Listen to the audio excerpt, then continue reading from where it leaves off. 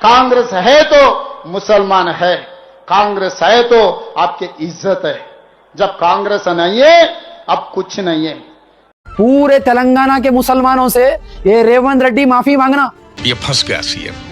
रुको जरा, सबर करो। रुको ज़रा सब्र करो, पूरी स्टोरी क्या है आपको बताऊंगा। उससे पहले अस्सलाम वालेकुम, वेलकम टू मियाँ भाई लाइव चैनल।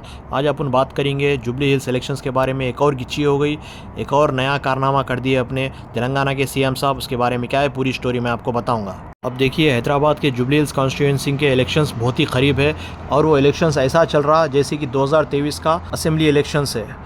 इतनी ज़्यादा हाइप हो गई, इतना ज़्यादा गर्मा गर्मी का माहौल हो गया।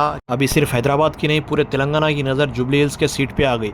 क्या अभी बीआरएस फिर से फॉर्म में आती या फिर कांग्रेस गवर्नमेंट को फिर से लोग यकीन करके फिर से बिठाते कांग्रेस के एमएलए को, बस वही देखना है। अभी हाइप इतनी बड़ी नहीं बनती थी जब तक कि इलेक्शन सिर्फ केटीआर और रेवंत रेड्डी के बीच चल रहा था, लेकिन जब इसमें सलमान हिचवैसी ने एंट्री मारी तो पूरी हवा बदल गई जुबली हिल्स की।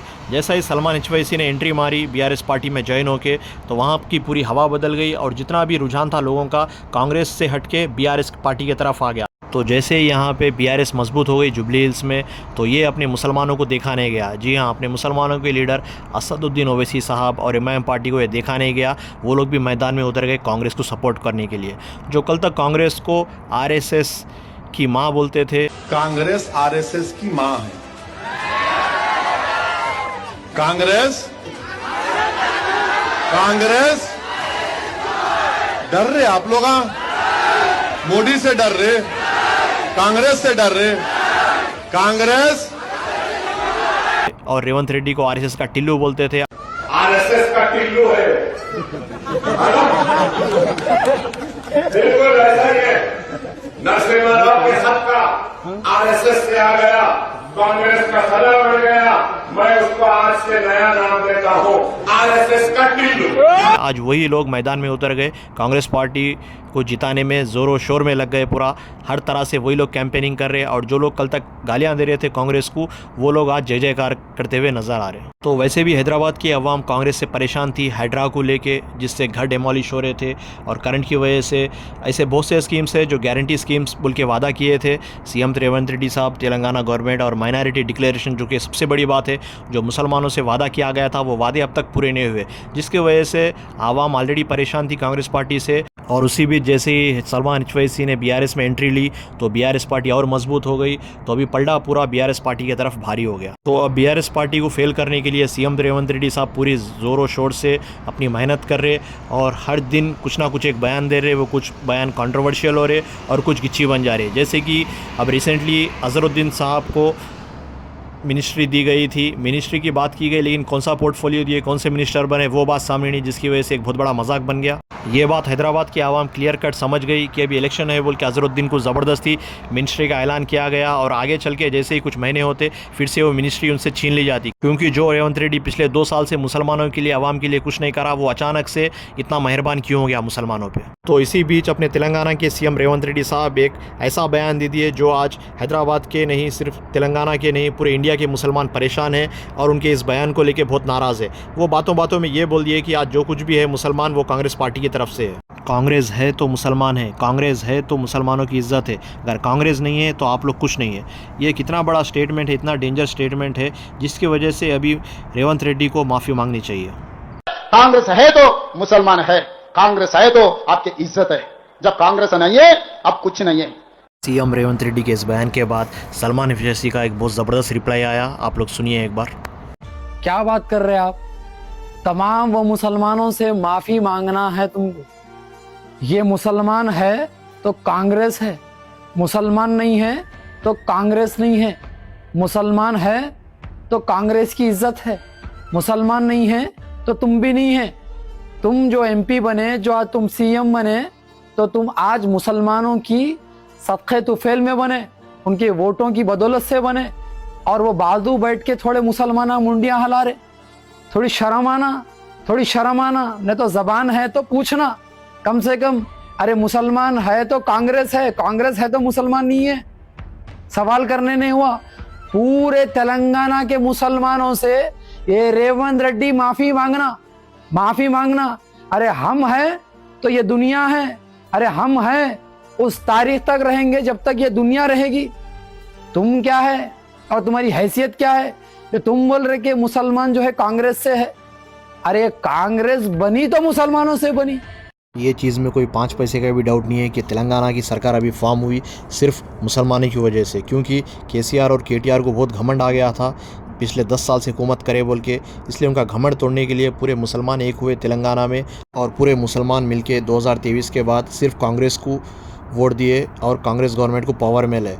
और सोचने की बात है कि उस वक्त 2023 में असदुद्दीन ओवैसी साहब पूरी एमआईएम पार्टी बीआरएस पार्टी को सपोर्ट कर रही थी और हर जगह जाके बोल रहे थे कि बीआरएस को जिताओ, मामू को जिताओ। असदुद्दीन ओवैसी आकर आपको बोले कि 30 नवंबर के दिन मामू को क्यों वोट देना, तो मामू को वोट इसलिए देना क्योंकि बीजेपी को हराना है। तो मामू भांजे कोई काम को नहीं है। तेलंगाना की जो आवाम है, ख़ासतौर से मुस्लिम पॉपुलेशन, वो पूरे इंडिया को बता दी कि मुसलमानों के वोट का कैसा इस्तेमाल हो सकता। लेकिन अफसोस इस बार भी मुसलमानों के हाथ कुछ नहीं आया, इस बार भी धोखा ही मिला। पिछले 2 साल से ना कोई डेवलपमेंट हुआ, ना मुसलमानों के लिए कोई ऐसा काम हुआ जिसकी वजह से मुसलमान फ़ख्र कर सके। पूरे झूठे वादे किए गए, जो भी मुस्लिम डिक्लेरेशन की बात हुई थी उन सब को नज़रअंदाज किया गया, और अब तक ना कोई कैबिनेट में मुसलमान को मिनिस्ट्री दी गई, ना किसी मुसलमानों के लिए कुछ काम किया गया बड़ा। और वो भी ऐन इलेक्शन के मोमेंट पे जुबली हिल्स की सीट बचाने के लिए अज़हरुद्दीन को, एक डमी कैंडिडेट को सामने लाया गया और मुसलमानों के कान में फिर से बीड़ी लगाई गई कि देखो हम एक मुसलमान के लीडर को कैबिनेट में रख लिए और इनको बहुत जल्द मिनिस्ट्री भी दी जाएंगी। कौन सी मिनिस्ट्री दी जाएंगी उसकी बात नहीं हुई, और वो भी इलेक्शन कोड गिरने के बाद इस तरह के ऐलानात हुए, जो कि सबको मालूम है कि कुछ ही महीनों में अज़हरुद्दीन साहब से फिर से मिनिस्ट्री ले ली जाती और रीज़न बताया जाता कि देखो हम तो मिनिस्टर इनको बनाना चाहते थे लेकिन गवर्नमेंट परमिशन नहीं दे रही। क्यों नहीं दे रही? क्योंकि हम सही तरीके से बनाए नहीं, जिसकी कंप्लेन ऑलरेडी बीजेपी वाले गवर्नर को दे दिए, जो तेलंगाना का गवर्नमेंट होता है उसको जाके कंप्लेन भी दे दिए। तो बहुत जल्द अज़हरुद्दीन साहब की मिनिस्ट्री जा सकती है। तो देखो भाई, यहाँ पे कांग्रेस की बुराई करके हम ये नहीं बोल रहे कि बीआरएस बहुत अच्छी है। बीआरएस के भी बहुत से कारनामे थे, जो मस्जिदें शहीद किए गए उसमें भी बीआरएस का नाम आता। लेकिन बीआरएस के दौर में ऐसा था कि सब लोग अपनी अपनी जगह खुश थे। एक सेकुलर गवर्नमेंट थी और वहाँ पे एक मुसलमान के कैंडिडेट को डिप्टी सीएम भी बनाया गया था, होम मिनिस्टर भी बनाया गया था। कुछ हद तक बीआरएस कोशिश कर रही थी, लेकिन उनकी कुछ गलतियों की वजह से उनको हारना पड़ा। लेकिन जिस तरह से पिछले 2 साल से कांग्रेस गवर्नमेंट में परेशान है तेलंगाना के मुसलमान, उस तरह से पिछले 10 साल में मुसलमान नहीं हुए थे। वो भले ही दंगे फसाद हो, कम्युनल रायट्स हो या फिर मर्डर्स हो। अभी देख रहे हैं आप तेलंगाना में, हैदराबाद में ख़ासतौर से कितने मर्डर्स हो रहे।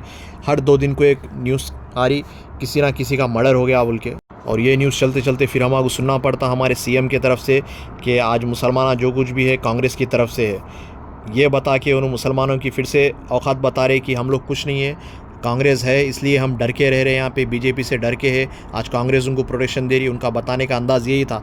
लेकिन हम उनको बताना चाहते कि मुसलमानों का सिर्फ़ और सिर्फ ईमान और अक़ीदा है अल्लाह की ज़ात पर। वो मुसलमान चाहे हैदराबाद का हो, तेलंगाना का हो, इंडिया का हो या दुनिया के किसी भी कोने में हो, उसका पूरा पूरा भरोसा और वो डिपेंडेंट सिर्फ अल्लाह की ज़ात पर है और अल्लाह से ही मोहताज है और उसी से मदद मांगता है और उसी से डरता है। ये बीच में ये पार्टी वाले आओ, वो भले ही एमआईएम हो, बीआरएस हो या कांग्रेस हो या कोई भी पार्टी हो, उसका डर हमारे दिल में, किसी के दिल में नहीं है। मुसलमान सिर्फ डरता है तो अल्लाह की ज़ात से। बाकी अब पावर का इस्तेमाल और अक़ल का इस्तेमाल करने का काम जुबली हिल्स की आवाम का है कि वो कौन से कैंडिडेट को बिठाते और किसको मुँह तोड़ जवाब देते और इस तरह से मुसलमानों की शान में गुस्ताखी करने वालों को किस तरह से सबक सिखाते। तो मिलेंगे किसी और वीडियो में। आप लोगों की क्या राय है ज़रूर कमेंट करके बताइए। खुदा हाफिज़।